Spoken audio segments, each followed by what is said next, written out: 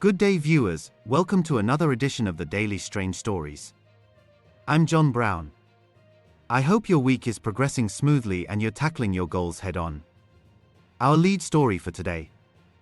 Bribe in 3 envelopes for DJ Sumbody and Aman Swart's deaths, Big 5 cartel boss Katiso Molefe and corrupt police boss exposed. Imagine a conspiracy so deep, so insidious, that it reaches into the highest echelons of South Africa's police force. A web of corruption, spun with greed and violence, where justice is a commodity to be bought and sold. I'd like you to look at this. It's a case docket, and we'd like your opinion regarding whether it is legitimate or not, because that was sold to an undercover operator for 3,500 rands. Yeah, from the observation, it is a true docket, case docket. Brigadier, this is a culpable homicide case. A child died, the driver was unlicensed. Does this concern you? Yes. It's very concerning that you came with a docket and you indicate you bought it. The Madlanga Commission has unearthed a story that will send shivers down your spine, a story of 3 envelopes, brimming with bribe money, meant to silence the truth behind the brutal murder of engineer Armand Swart. But this isn't just about one man's death. This is about a network, a cartel of power, allegedly pulling the strings behind multiple murders, including that of Oupa John Sefoka, who was popularly known as DJ Sumbody. Today, we delve into the explosive testimony of Witness A police investigator living under protection, who dared to expose the rot at the heart of our system, naming names like Katiso Molefe and Major General Richard Shibiri, and revealing a conspiracy that threatens to shatter public trust. It was in April 2024 when Aman Swart, a dedicated engineer working for Q Tech Engineering in Vereeniging, met a tragic end outside his workplace. He was gunned down in what investigators later determined was a case of mistaken identity. Swart, a father of 2, had no direct role in the corruption that sparked the plot against him. Instead, the real target was a colleague at Q Tech who had dared to report irregularities in contracts with Transnet, the state-owned rail and logistics company. The details of this scam were stark. Q Tech sold springs to a middleman firm called SK Group for just 3.20 rand each. That same middleman then turned around and charged Transnet 152 rand per spring. What should have been a modest 25,000 deal for 8,000 springs ballooned into a 1.2 million rand payout, draining public funds through inflated pricing. This whistleblowing set off a chain reaction, leading hired gunmen to stake out the wrong person. Swart was hit 23 times in broad daylight, his life cut short in a hail of bullets from a rifle, leaving behind 15 spent cartridges scattered at the scene. Hours after the shooting, police moved swiftly, tracing a suspicious Mercedes-Benz Viano that had been spotted on CCTV footage circling Swart's home and the Q Tech offices in the days leading up to the attack. This vehicle became a crucial piece of evidence. Inside it, authorities arrested 3 men, Warrant Officer Michael Puletau, a detective from the Johannesburg Central Police Station, Musa Gegana, and Tleko Floyd Mabusela. He was an engineer working at a Vereeniging firm, and he was shot 23 times on April 17. A car had pulled alongside his while he was waiting for a gate to open at his company, and they peppered the side of his car with bullets, and he died in his seat. 2 weeks before Swart was killed in a case of mistaken identity, the company filed a whistleblowing report with the Department of Public Enterprises, reporting mammoth price inflation on a Transnet contract. It turns out that this company is an original manufacturer of locomotive parts, and they picked up price discrepancies in products that they'd sold onto a middleman who was contracted with Transnet. For a nondescript spring, no bigger than the size of someone's finger, which they sell for 3.20 rand, the same product was sold for 152 rand each to Transnet. The net effect of this is that what should have been a 25,000 rand contract morphed into a 1.2 million rand contract, and 2 weeks after reporting this discrepancy, Swartz was gunned down. In this case, the police were quick to act, and on the same day that Swartz was killed, they arrested 3 men, amongst them a 30-year veteran police officer attached to the Johannesburg Central Detective Branch. The arrests unfolded dramatically. When questioned separately, Tau admitted he was supposed to be on duty that day but claimed he wasn't driving the Viano, even though it was registered in his name. 4 cell phones were recovered from the group, including a burner phone with no internet connection, designed to evade tracking. A licensed pistol belonging to Tau was found in the vehicle, along with a rim from the Mercedes and those 15 used cartridges wrapped in plastic. These items were sent for forensic analysis, but as the investigation deepened, signs of tampering emerged, casting doubt on the integrity of the process. The probe quickly expanded beyond Vereeniging. Searches led to additional scenes, one at Gegana's home in Bramley, where more evidence was gathered, and another in Kliprivier, where Mabusela was apprehended and further firearms were seized. Ballistic tests were initially conducted at the Silverton Forensic Center in Pretoria, but the report came back incomplete.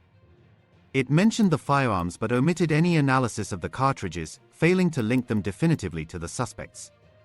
Suspecting foul play, the investigators took the items to a second lab in KwaZulu-Natal for re-examination. Witness later expressed his belief that this omission was deliberate, part of a broader effort to disconnect the accused from the crime. This suspicion grew from the overall pattern of obstacles in the case, including missing details that should have tied the evidence together more firmly. As the case progressed, connections to other high-profile incidents surfaced, revealing a larger criminal network. The same suspects faced charges in an attempted hit on actress Tebogo Tobechene in October 2023. Tobechene, the former girlfriend of businessman Vusimuzikat Madlanga, survived the attack, but Madlanga himself was implicated and charged. Investigators linked these events to what KwaZulu-Natal Police Commissioner Lieutenant General Nhlanhla Mkhwanazi described as the Big Five cartel, a powerful syndicate infiltrating law enforcement and business circles. Among them was Katiso Molefe, a Sandton-based entrepreneur already facing charges for the 2022 murder of DJ Sumbody. To answer the question of the honourable member, I think it's important to look at that sketch that we put in the statement. You are asking who are these big fives. We can only talk about the big five of those that are already arrested and they are in court. Those that have not been arrested, unfortunately, we're not in a liberty to talk about them. You will see that the big five on this graph are those that are marked with red on that picture on the left. So that whole group, the only names that we are making it visible here are the 2 names. Okay. And that's a name of a Vusmuz Madlanga, who is known as Cat, as well as Katiso Molefe. Both individuals have been to court, and I think you are privy to the court processes related to their cases. We have the other 3 that we did not reflect here. They are known. Their names are known. I must say, Honorable Chair and members, these are tenderpreneurs. These are the people that the government has been awarding tenders to. They are quite big financially. They are part of this whole lot. We did not put their names because we did not want to implicate people before they appear before court, except the others. The place that we feel comfortable to talk about it, we name the names, and the others that we're not comfortable with, we did not put the names. Phone records and messages pulled from Tau's device painted a damning picture. Tau had been in direct contact with Molefe in the days before Swart's death, exchanging updates and even visiting Molefe's home. CCTV confirmed the Viano's presence during surveillance runs. After the killing, Tau messaged Molefe with a casual note indicating all was well, suggesting coordination. Molefe, who is out on 400,000 rand bail for the DJ Sumbody case, was later arrested for masterminding Swart's murder, tying the 2 deaths together through his alleged orders. The Madlanga Commission, established to examine criminality, political interference, and corruption in law enforcement, became the stage for these exposures. Prompted by Mkhwanazi's claims of top officials obstructing syndicate investigations, the commission allowed witnesses like A, B, and C from the Gauteng Organized Crime Unit to testify remotely, their identities hidden for safety. Witness A, living in a safe house due to ongoing threats, described a tense atmosphere from the start. During the suspect's first court appearance in Vereeniging, the courtroom overflowed with supporters, many believed to be police officers from Johannesburg Central in civilian clothes, rallying behind Tau. The investigating team of 5 detectives arrived in 3 unmarked state vehicles, only to face intimidation. Supporters attempted to photograph the officers inside the court, an act reported and halted. On the drive back, cars from the courthouse tailed them, trying to force them off the road. The team stopped, switched to the old Vereeniging road, and evaded further pursuit, but the incident left them on high alert. They reported it to their commander, who advised extra caution. Deeper interference soon became apparent. The team was summoned to a meeting at the Pretoria office of Major General Richard Shibiri, head of heightened crime investigation services. There, Shibiri warned that the suspects were tied to dangerous figures, including the late taxi mogul Jonathan King Mswazi, who died in January 2024. Msibi, known for his ruthless reputation in transport and alleged involvement in hits, was linked to Molefe and the broader cartel. Shibiri elaborated on the resistance the investigators would face from within the police ranks, urging them to protect themselves. Then came the revelation about the 3 envelopes, one for the investigators, one for the magistrate, and one for the prosecutor, all to ensure the suspect's release on bail. Witness A interpreted this as an indirect offer, implying knowledge of available bribes without directly presenting them. When pressed on what actions he would take against such corruption, Shibiri suggested opening an inquiry or registering a project to investigate, but no steps had been initiated. This left the team feeling exposed, with no clear guidance on handling potential offers. Yes, what my question is, what is the purpose of a threat and risk assessment? Why is it done? The purpose will be to assess the scale of threat that the members are faced with. And then maybe from there will be the recommendations that will be made by the personnel that will be conducting such threat assessment. Then actions will be taken from there. And then it will usually it will be the recommendation that will say the members should be or must be provided with a certain level of security or protection.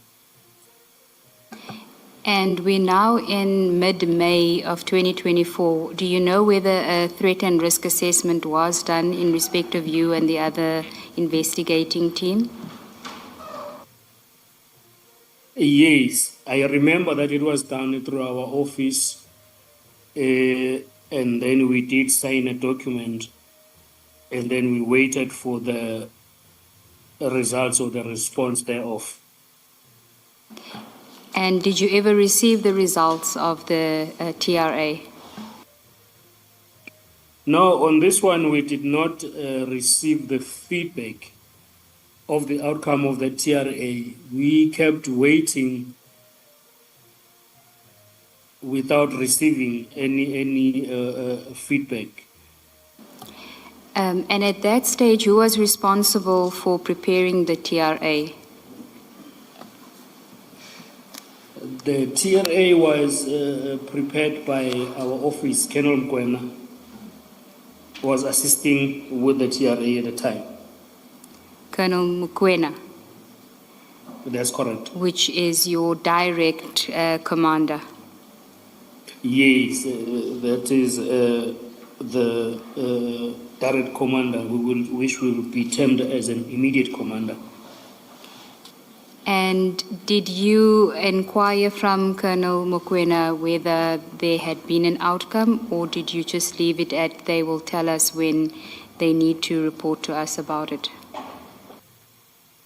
Yes, we were inquiring from time to time, and then I think he was waiting as we were waiting for a response to come back, and we moved on with our investigations. Okay, so if I can then just go back to the meeting on page 14 of your statement at paragraph 43. I know that you had dealt to some extent with how you felt in the meeting and after you left the meeting, but could I just ask you to read paragraph 43 into the record, please?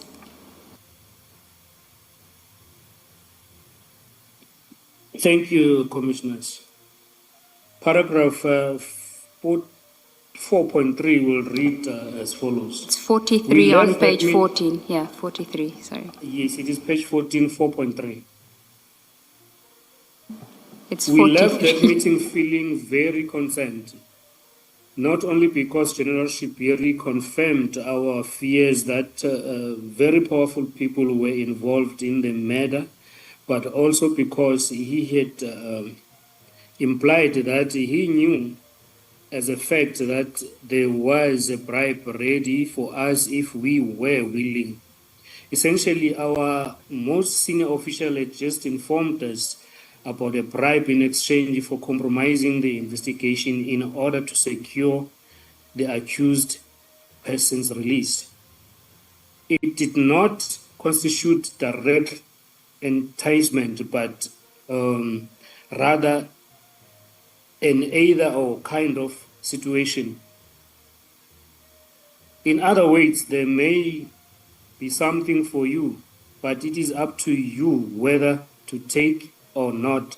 That is the sense I got, which maybe will be translated that the sense that I made personally about the whole meeting with the general and what was discussed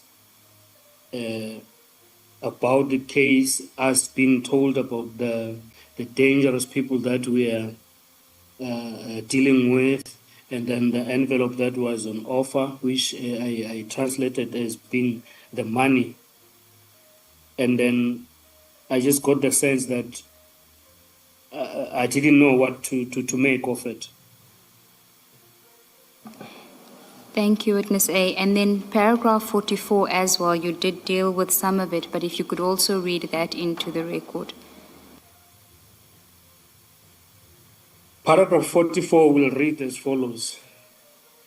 I would not expect our senior to even have this conversation with us, but if he was going to, it would be to advise us not to take any bribes that we may be offered in exchange of compromising the investigation.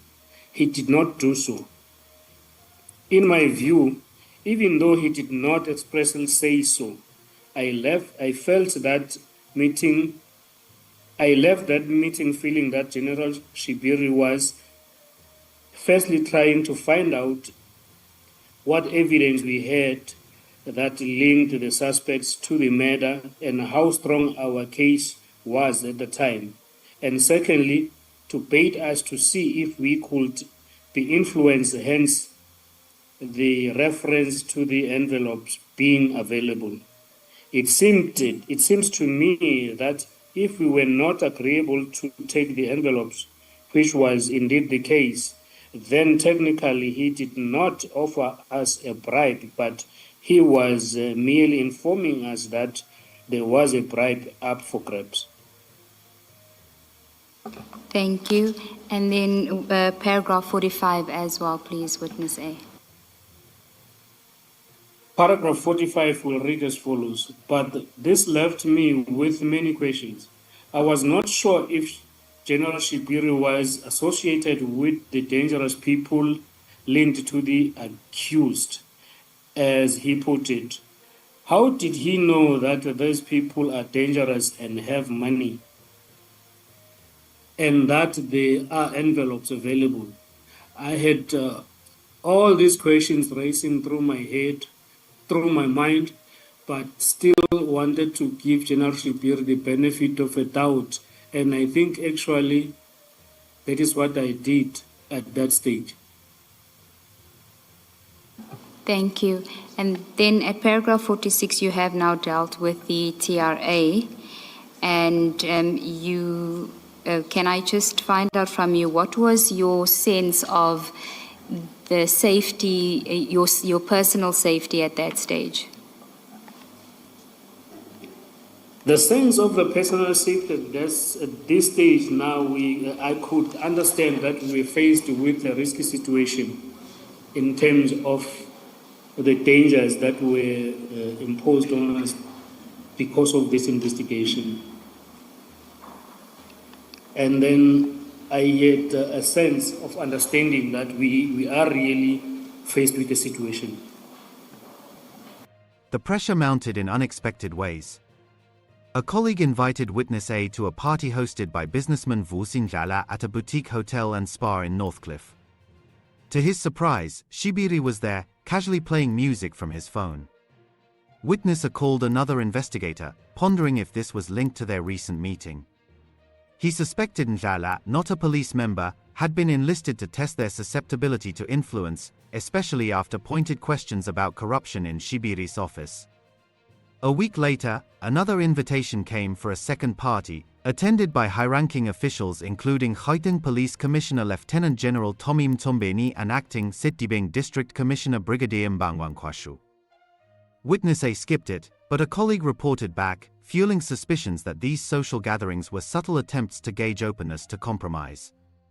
No direct discussions of envelopes occurred, but Witness A saw them as groundwork for future approaches. Intimidation escalated further. Ndlala approached the team with a warning: Tau planned to buy his way out or escape, and if that failed, eliminate the investigators. This mirrored Shibiri's earlier hints. In the crucial matter is, if officials detain a person without lawful authority, the detainee or someone on his behalf may bring interdictum de homine libero exhabiendo application, which is a special type of mandamus to compel the release of applicant. Also referring to English law in England is referred to the habeas corpus applications. Also previously here in South Africa, the old regime, and the term indeed it's sometimes used in South African law, and if so, only the High Court has the jurisdiction to adjudicate this matter. In conclusion, the court orders that the point in limine are to be just dismissed, and the applicant may continue with the bail application.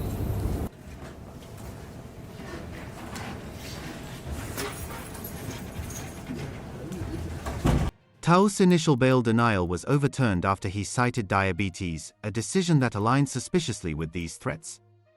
The team, now reduced to 2 after 3 members withdrew due to mounting pressure, requested and received security. A threat assessment deemed the risk high, leading to 10 officers assigned for round-the-clock protection. They even carried the case docket with them everywhere to prevent tampering. Ballistic links extended the investigation's reach. The cartridges and firearms from Swart seemed connected to other unsolved cases, reinforcing the cartel's involvement.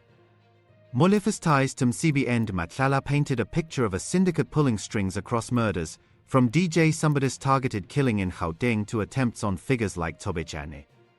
Former spy boss Arthur Fraser had once claimed Msibi was hired for a hit on him related to a scandal involving President Cyril Ramaphosa's farm, though unsubstantiated, adding layers to the network's influence.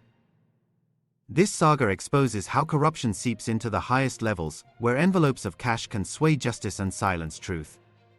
From the mistaken bullets that claimed Swart's life to the digital trails leading to Molefe and the indirect overtures from Shibiri, every detail uncovers a system rigged against the innocent.